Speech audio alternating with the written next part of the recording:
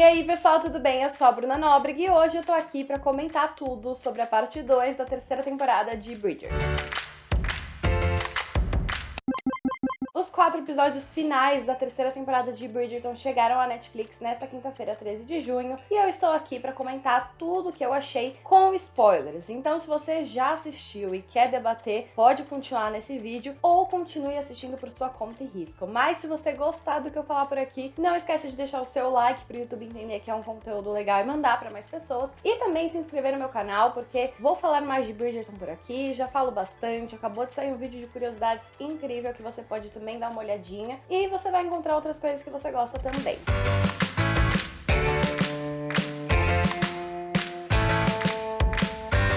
Bora comentar então sobre o final da terceira temporada de Bridgerton, que acompanhou, claro, Colin e Penélope. A gente começa então com os dois anunciando pra família que estão noivos, e eu gostei de como tudo se desenvolveu ali entre os dois no episódio 5, né? Porque o episódio 5 já teve, assim, a pegação intensa, teve a cena que eles quebraram o móvel, teve a cena do espelho que todo mundo queria ver também, teve Nicola Coughlan falando assim que queria mostrar o peitão dela na cena e ela foi lá e mostrou.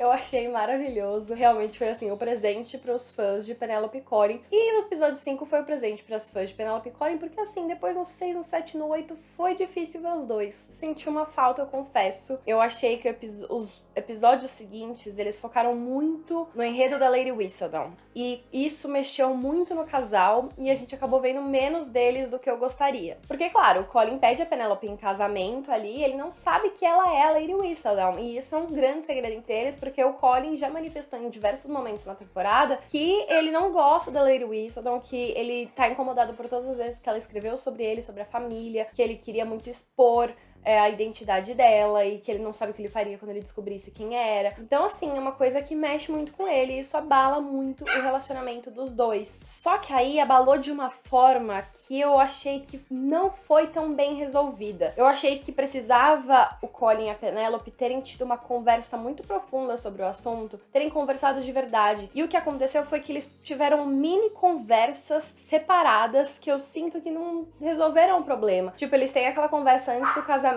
que os dois estão incomodados, assim, um com o outro, e aí eles interrompem tudo no meio porque eles começam a se beijar. Aí eles se casam ainda com uma certa tensão entre eles ali, que só aumenta quando a rainha vai lá e fala que sabe que algum dos Bridgerton é a Lady Whistledown. E aí o Colin se afasta de novo. Eles se casam e eles não dormem mais juntos. Eu achei que eles iam se casar, eles iam ficar bem, a gente ia ver mais cenas super românticas dos dois, e eles começam a ficar separados. E aí, isso que me incomodou, sabe? Tinha esse grande segredo entre eles, que eu acho que é impactante, mas eu queria muito que ele tivesse sido resolvido melhor e mais rápido pra gente ter o casal de verdade. Eles tiveram momentos tão importantes juntos que tinha sempre essa sombra pairando por cima, que, enfim, acho que pesou um pouco pra aproveitar tudo. Mas assim, tudo que eu vi, eu gostei, feliz que no final eles tiveram realmente uma conversa, né? O Colin entende a Penélope ser a Lady Whistledown, ele fala que ele leu as cartas dela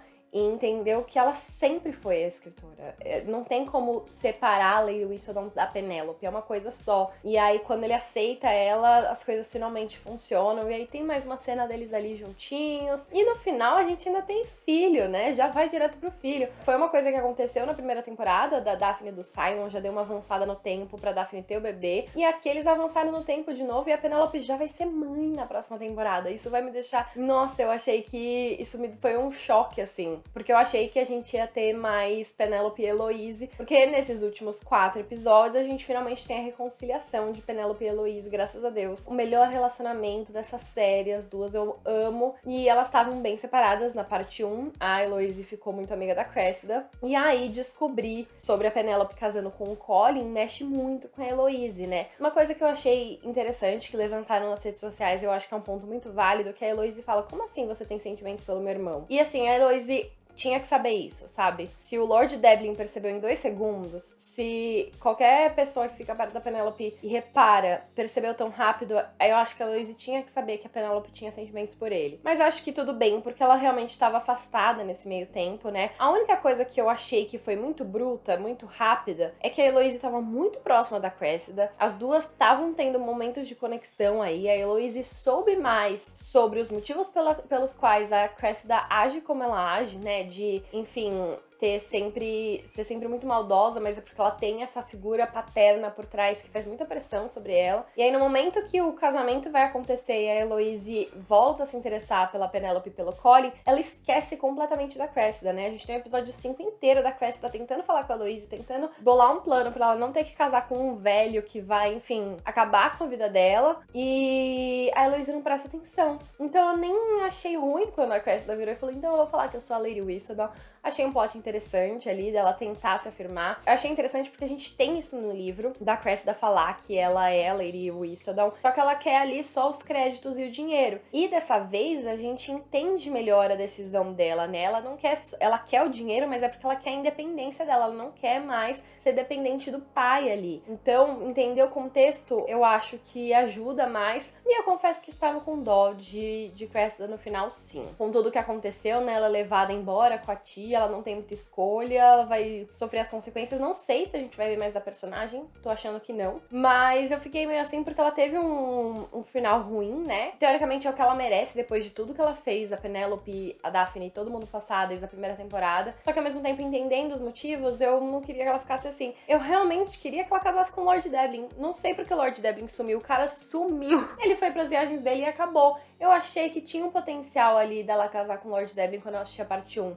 Na parte 2, Lord Deblin foi completamente esquecido. Eu achei que ele podia ter casado com a Cressida e ia facilitar muitas coisas, mas não sei se ela merece, sei lá. Tô meio dividida, sabe? Entre ela recebeu o que ela mereceu ou ela merecia uma redenção ali. Ah, e eu preciso falar uma coisa da Penélope e do Colin. Gente, as músicas. A gente teve Yellow, que é uma música que sempre foi muito associada aos dois. Yellow do Coldplay, que tocou instrumental no casamento e foi a coisa mais linda. Só que aí o que acabou comigo foi eles dançando a valsa do casamento com You Belong With Me. Eu chorei, galera. Não sei nem dizer porquê. Só sei dizer que foi uma cena tão linda, com uma música tão linda, com um momento assim tão fofo dos dois que eu falei, estou chorando. Não consegui evitar. Foi muito, muito fofo. Eu realmente achei que essas duas músicas ali se encaixaram muito bem pros dois e pros momentos, sabe? Deixaram os momentos ainda mais significativos. Então, trilha sonora, assim, muito boa também nessa parte. Inclusive, Cressida entrando no baile ao som de Confident de Demi Lovato, também achei incrível. E aí a gente tem um grande enredo envolvendo a rainha, né, que é a rainha querendo descobrir a identidade da Lady Whistledown. Fica tudo maior porque a Penélope tem que contar pro Colin. Ao mesmo tempo, ela tem a cobrança da Heloise e aí surge esse desafio da rainha. A rainha quer saber a identidade da Lady Whistledown, oferece a recompensa. E aí a Cressida assume a identidade.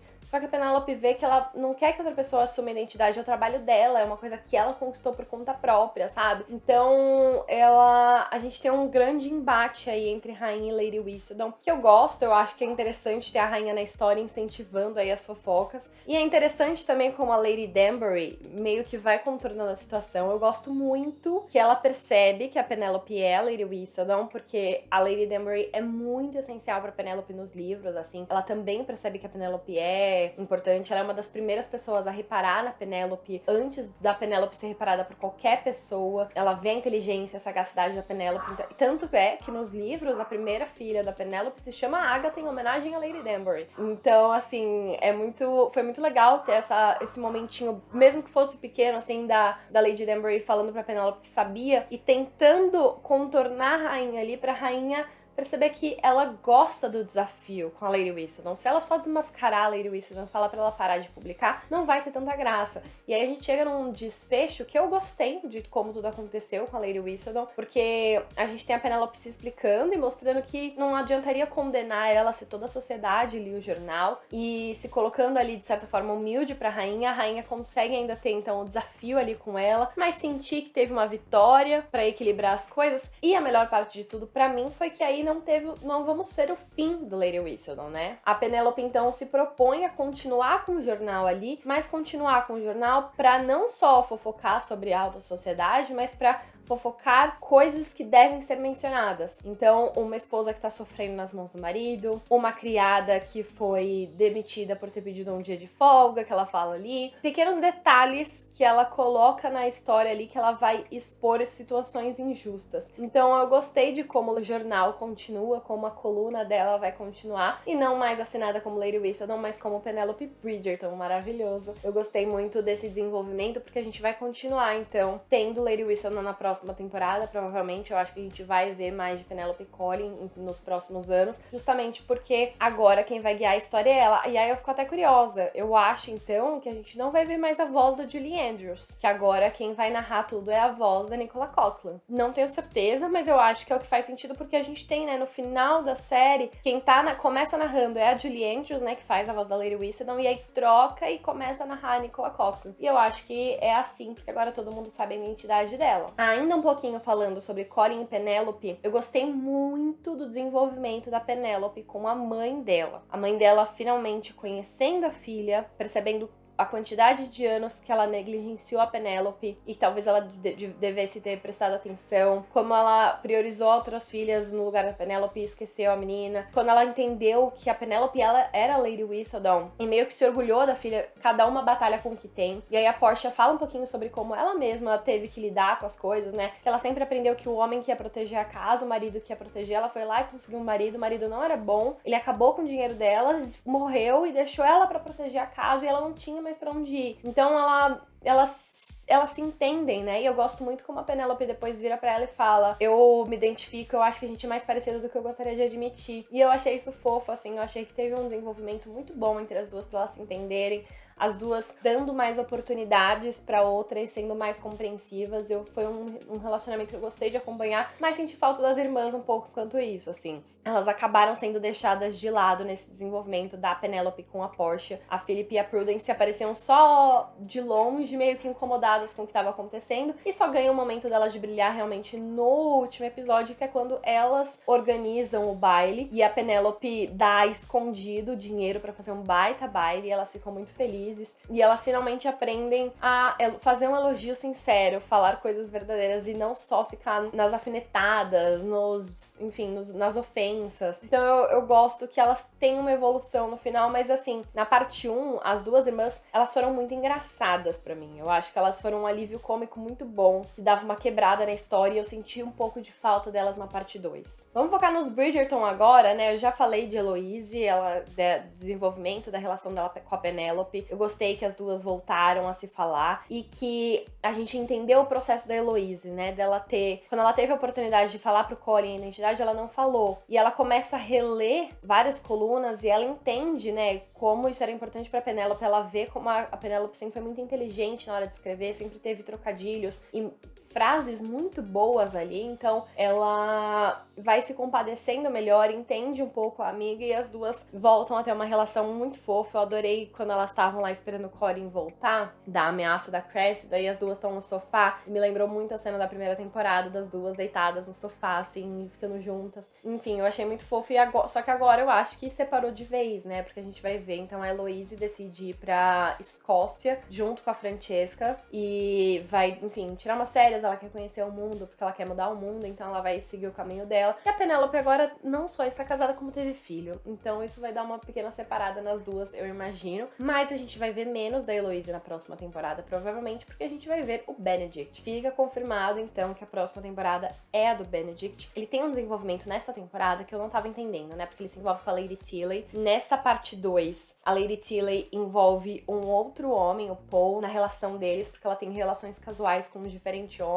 E aí ela sabe que esse Lord Paul tem interesse em homens também, então ela pensa nos juntar os dois ali. O Benedict fica meio receoso a princípio, mas depois aceita, né? E ele tem essa relação com os dois ali, que eu achei muito... Enfim, é ousado, mas eu achei que vale, porque ele tava experimentando. E o Benedict sempre foi o irmão Bridgerton que era o mais despreocupado com as normas sociais. E ele pega e faz o que ele quiser, né? Em relação a romances e relações sexuais. Então ele tava muito tranquilo, eu achei que fez sentido, mas eu não tava entendendo pra onde aquela história ia levar, sabe? Até que a gente chega no final, com a Lady Tilly falando pra ele que tem sentimentos por ele e que se ele quisesse, ela gostaria de algo mais sério. E aí ele fica em choque, ele percebe que não, ele na verdade ele quer tá livre, ele não quer se prender a ninguém agora. E aí eu fiquei, então talvez não seja a temporada dele. Mas aí depois ele tem a conversa com a Heloise e ele fala que ele vai continuar solto até que algo surja que vai fazer ele mudar de ideia. E aí no finalzinho a gente vê o Benedict e a Heloise se despedindo, que inclusive a melhor relação entre irmãos são os dois, perfeitos, maravilhosos. E aí eles falam que eles vão se reencontrar no ano seguinte no baile de máscaras da mãe. E quem lê os livros sabe que o baile de máscaras é essencial para a história de amor do Benedict. Então a gente vai ver aí a história de amor dele na próxima temporada, até porque no momento em que ele aparece, então, a narração tá falando sobre o futuro, né? Então deixa muito claro ali que ele vai ser o próximo, que a gente vai ver a história dele, como que ele vai deixar de ser esse espírito livre no relacionamento, quem que vai tomar o coração deste homem. E pra mim foi a escolha mais sensata, realmente. Era já pra ter sido a temporada dele na terceira temporada, segurar a história dele por mais um ano não ia dar certo, então tinha que ser ele aí, e colocar a Heloise pra ir conhecer a Escócia, pra viajar, eu acho que é o que vai dar um impulso também pra história dela acontecer, até porque agora as pessoas ao redor dela vão casar, então ela vai estar se sentindo já, a gente vê nessa temporada que ela tá se sentindo cada vez mais sozinha. Então eu acho que é isso que vai dar o impulso também pra ela começar a procurar o amor e a história dela se encaminhar então no futuro. A gente também vê rapidamente no episódio 5 e no episódio 7 a Kate e o Anthony, que estão esperando um bebê agora, eles estão, enfim, acabaram de ficar grávidos. Inclusive, é muito engraçado, porque eles voltam no episódio 5 com a tipo assim, acabamos de ficar grávidos, estamos com a notícia pra contar pra galera. Aí no casamento da Penelope Collin, que é praticamente 3 semanas depois, ela já tá com barriga. Já tá, mano, com uma barriga considerável. E aí, ao mesmo tempo, depois eles falam que eles estão 4 meses de viagem pra Índia e o bebê ainda não vai ter nascido. Então não tô entendendo como funciona esse tempo que eles inventaram pra gravidez da Kate. Mas tudo bem, a gente aceita. Só que aí a gente tem a bem despedida deles ali, né? Eles têm ótimas cenas, eu gosto da Kate conversando com a Heloise, eu acho que eles tiveram uma conexão muito boa ali. Eu gosto da Kate e do Anthony dando conselho de casamento pro Colin. Eles apareceram ali em momentos muito importantes. Só que a série dá o motivo pelo qual eles provavelmente, muito provavelmente, não vão voltar mais. Que aí o Anthony fala, então, que ele quer que o filho deles nasça na Índia pra aprender a cultura de lá. E ele quer aprender também pra ensinar pros filhos. E ele não quer que a Kate fique longe da família dela, então ele fala que os dois vão pra Índia. Eles vão, enfim, se afastar dos Bridgerton. E aí é a desculpa perfeita pra eles não voltarem na próxima temporada. Eu acho que realmente eles não vão voltar. E a gente também tem bastante em relação a Violet, né? A gente, desde a parte 1, ela conhece o Lord Anderson, que é o Marcus, o irmão da Lady Danbury, e ela começa a sentir algumas coisas. Foi muito interessante porque entre a parte 1 e a parte 2 eu reassisti Rainha Charlotte. E reassistindo Rainha Charlotte eu lembrei muito do enredo da Violet no spin-off, que era realmente ela voltar a ter aqueles sentimentos, ela quer viver um amor de novo. Ela tá disposta a se abrir. Ela fala muito sobre isso em Rainha Charlotte. Então, faz todo sentido agora. Ela tá aberta a encontrar alguém e encontrar. Porque é uma coisa que foi construída no Derivado, assim. Se tem uma coisa que é importante saber sobre a série Derivada, caso alguém não tenha assistido, é essa relação da Violet com a Lady Danbury, que as duas falam que apesar de já estarem viúvas e solteiras há muito tempo, elas ainda têm aquela chama dentro delas. Elas ainda têm aquela vontade de ter um novo amor, assim, e voltar a viver. Elas têm as necessidades também do corpo e enfim, elas não são tão velhas, assim, apesar de serem pra sociedade, né? E aí, enfim, é o que guia muito essa temporada. Eu gosto que Lord Marcus e Violet estão bem devagarinho as coisas acontecendo. Bem assim, eles vão aos poucos. O máximo que eles fizeram foi dançar juntos no último episódio, mas eles estão dividindo essa conexão, que eu achei bem interessante eles trazerem. E, novamente, é muito interessante porque a gente descobre também em Rainha Charlotte que o grande amor da vida da Lady Danbury foi o pai da Violet. Ela era completamente apaixonada por ele. O pai da Violet era casado, a mãe da Violet era uma pessoa horrível, ele não gostava dela, e aí ele se envolveu com a Lady Danbury e eles não ficaram juntos porque a Lady Danbury queria um pouco da independência que ela tinha enquanto viúva, né, depois que o marido morreu, e o pai tinha as obrigações dele na família. Então eles não puderam ficar juntos, mas foi o grande amor da vida dela. E aí agora a Violet ficar com o irmão da Lady Danbury é muito significativo, né? E eu gosto que a amizade das duas tá também acima disso, né? Elas vão falar sobre esse assunto, elas falam, não quero saber. O que eu sei é que meu pai foi um grande homem e que você é uma ótima amiga. E aí, novamente, a Lady Danbury fala também que o que eu sei é que meu irmão é ótimo e você é uma ótima amiga. Eles tinham uma treta, né, a Lady Danbury com o irmão dela, mas percebe que foi um mal-entendido ali, não foi a intenção, eles conseguem se conversar e se acertar, e no final dá tudo certo. Então, gosto da parte deles ali, acho que tá sendo bem desenvolvida com cautela, mas tem um rumo pra ser tomado ali. Por fim, quero falar provavelmente da coisa mais polêmica da terceira temporada, que é a história da Francesca. Neste momento, eu vou falar alguns spoilers que indicam o começo do livro da Francesca. Então, se você já sabe a sinopse da história da Francesca, pode ouvir sem problemas. Mas, se você não conhece e quer ter a surpresa quando a temporada da Francesca chegar, agora vai ter spoilers. Bom, a gente vê, então, a Francesca finalmente desenvolvendo mais desse amor dela com o John Sterling nessa temporada. Eu achei que antes eles estavam muito no silêncio, agora eles conseguem conversar, eles conseguem criar mais conexões ali um com o outro, eles se conhecem melhor.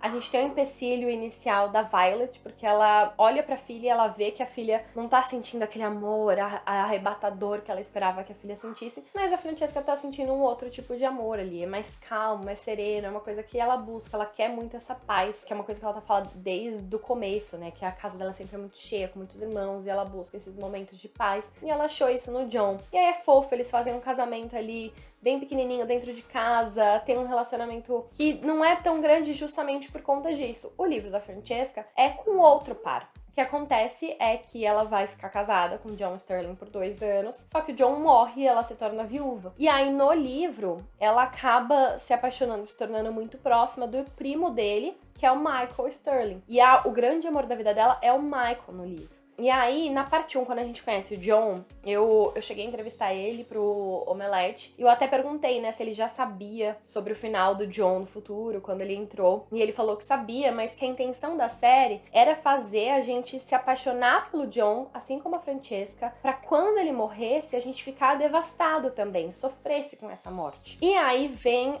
toda a questão da série, que é, a série trouxe, em vez do Michael, uma prima pro John, Makayla. Eu achei isso muito legal, porque Bridgerton sempre foi uma série muito hétero, né? Muito heterossexual, sempre os casais são homens e mulheres. Shondaland tenta trazer um pouco de representatividade, trazendo muitos casais interraciais, que é bem legal, e trouxe bastante representatividade nessa temporada, né? Teve pessoas que surgiram com deficiência física, né, que não conseguiam andar, usavam cadeira de roda. Teve deficiência auditiva, que apareceu com uma pessoa que usava linguagem de sinais. Então, sempre tem uma certa representatividade ali, mas nunca tinha diretamente uma representatividade homossexual. Teve, né, com o Benedict, que pegou um homem essa temporada ali, mas ele meio que trata isso de forma mais leviana, não é uma grande questão. E o par da vida dele, que a gente vai ver na próxima temporada, é uma mulher, é a Sophie. E aí, eu acho que se tem uma história de Bridgerton que daria pra colocar um romance homossexual, né, colocar outra, enfim, 2 mulheres ou 2 homens, seria da Francesca, porque a Francesca já é casada. E ela fica com o primo do marido dela. Então, vai estar em família, ela não precisa nem casar de novo. Ela vai estar na descrição dela ali, tranquila, pra época, óbvio, né, que ela não poderia ser completamente aberta sobre isso, e dá pro romance se desenvolver muito tranquilamente. Então,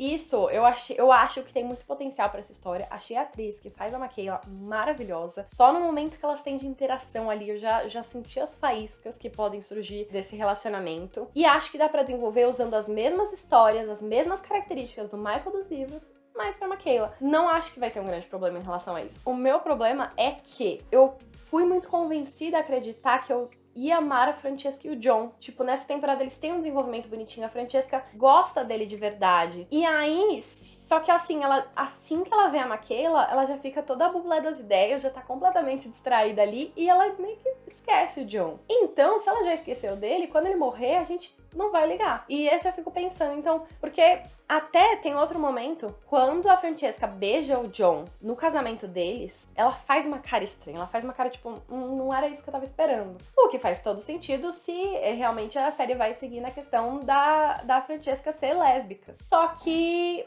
Aí, meu, realmente, quando ele morrer, a gente vai falar assim, ah, foi tarde. Não sei. Fiquei com dó um pouco do Jon, porque eles teoricamente estão apaixonados ali, mas talvez a Francesca nunca consiga amá-lo de verdade. Mas também nem sei se a gente vai ver muito deles na próxima temporada, tá? Talvez a série tenha construído ali os dois, e aí eles vão pra Escócia, porque é onde o Jon mora, e a gente só vai voltar a ver a Francesca quando for a temporada dela. E aí, realmente, não ligamos pra isso. Mas enfim, vamos aguardar pra ver. Mas foi muito engraçado, assim, quando a Michaela aparece e a Francesca já fica, assim, toda das ideias. E eu achei que tem muito potencial entre essas duas aí, maravilhosas. Acho que vai ser interessante de acompanhar. Mas sei que é um assunto que está gerando muito polêmica, porque o Michael é um dos personagens favoritos de muitos fãs dos livros. Então, assim, vai ser intenso. Achei uma escolha muito ousada da produção em seguir, assim, tipo, tomar essa escolha e falar, não, vamos mudar mesmo. Mas eu acho que eles escolheram a história certa pra fazer isso. Será que eu estou sendo muito polêmica falando isso? Não sei. Mas é isso. E é assim que eu vou encerrar este vídeo, encerrar dessa forma. De forma geral, eu gostei bastante da terceira temporada, eu acho que ela tem um desenvolvimento legal ali. E é interessante também como cada vez mais cresce, né? A gente não foca mais tanto em um casal, tem sempre muitas histórias acontecendo. Só que ao mesmo tempo, pra próxima temporada, eu fico pensando o que mais pode acontecer de histórias paralelas. Porque a gente... Agora o Colin e a Penélope já estão resolvidos. Kate e Anthony a gente não vai mais ver, provavelmente. Heloise tá viajando, Francesca casou, mora fora. Então tem menos personagens aqui. A rainha vai aparecer cada vez menos também, porque toda a questão dela era com a Lady Whistledown, que agora já tá com a identidade revelada. Então não sei mais quantas histórias paralelas podem ter na próxima temporada. Talvez ele acabe sendo muito mais focada no casal, que eu acho que isso ia deixar os fãs bem felizes, mas por enquanto sem expectativas. Só sei que já estou agora na contagem regressiva pra quando essa temporada vier, que provavelmente vai ser daqui a uns 2 anos, talvez. Foi isso que a showrunner disse. Mas vamos continuar na esperança de que eles lancem pelo menos daqui a 1 ano e meio, assim, no final do ano que vem já dá, vai. Vamos ver. Mas é isso. Falei muito, espero que vocês tenham gostado desse vídeo. E agora vamos continuar conversando nos comentários. Me conta aqui se você gostou dessa temporada, o que você achou de Colin e Penélope, o que você achou de Francesca, o que você achou do Benedict finalmente ter definido que a próxima temporada é dele. Vamos continuar conversando nos comentários. Se você gostar desse vídeo, não esquece de deixar o seu like e se inscrever no canal e ativar o sininho para receber notificação sempre que eu postar conteúdos novos. A gente se vê no próximo vídeo. Beijos!